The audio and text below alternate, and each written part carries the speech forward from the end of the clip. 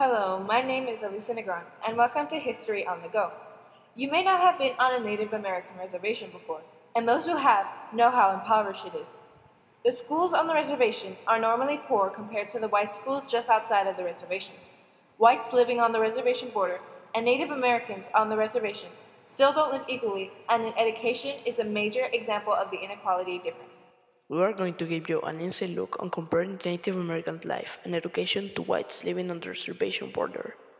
The white people living on the outside of the reservation have better life opportunities than the Native American on the reservation. This is because they have better education and have better opportunities for their hopes and dreams to come true. Native Americans have schools that have been teaching students the same thing over the last few generations without new information or material. It all began in 1800s when the Europeans decided they wanted more land. In order to do this, they took the native lands away from the Native Americans. They were put on reservations, which are lands that were not nearly as good as their old lands, and that became very impoverished. Out of 2.5 million Native Americans in America, about 1 million lived on reservations. Now there is only about 310 reservations still in the United States. The Native Americans walked 800 miles to travel to these reservations. On the way, it caused disease and death. This trail was called the Trail of Tears. All this just to get to their new lands that they were forced to move to. Once they were put on the reservations, they lived in poverty and issues began to increase. Now we are going to interview two special guests today. They are both from Spokane, Washington, and they will speak to us about their education. First up is Penelope. She attends Reardon High School. After that, we will interview our second guest, named Rowdy. He attends Wellpinett High School. Some students have noticed that their education is not high quality due to lack of educated teachers and necessary materials. This is a result of issues like poverty, where money is used for other needs because education is a luxury for some families. My school, Reardon, gives me a good education. It gives me opportunities that I'll very much appreciate when I grow up. I have hopes and dreams that I want to pursue, like seeing the world. The people and the environment fascinate me. I'm so thankful that Reardon High School has given me so many chances to achieve my hopes and dreams. I want to do something important with my life. Education is not as important to some on the reservation than to others with real opportunities.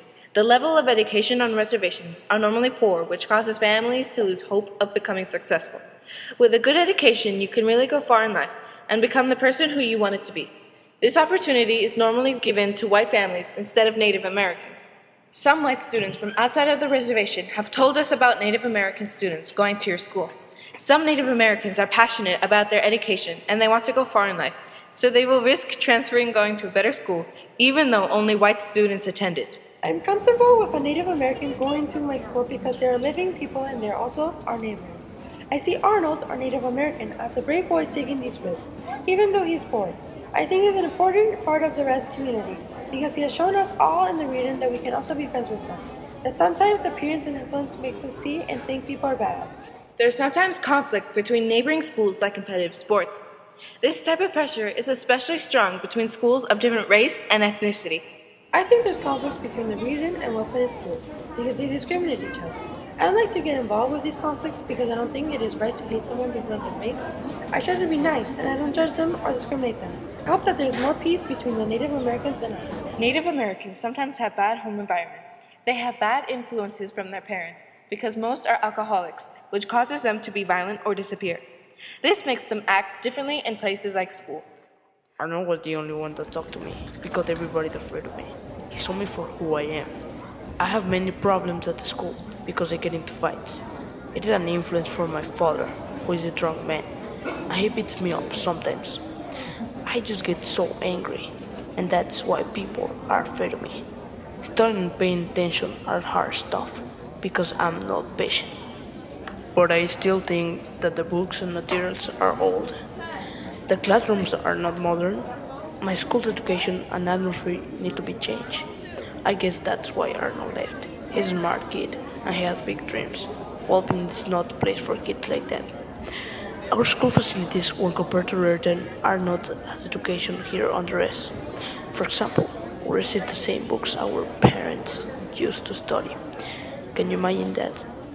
They haven't changed nothing like for 20, 30 years.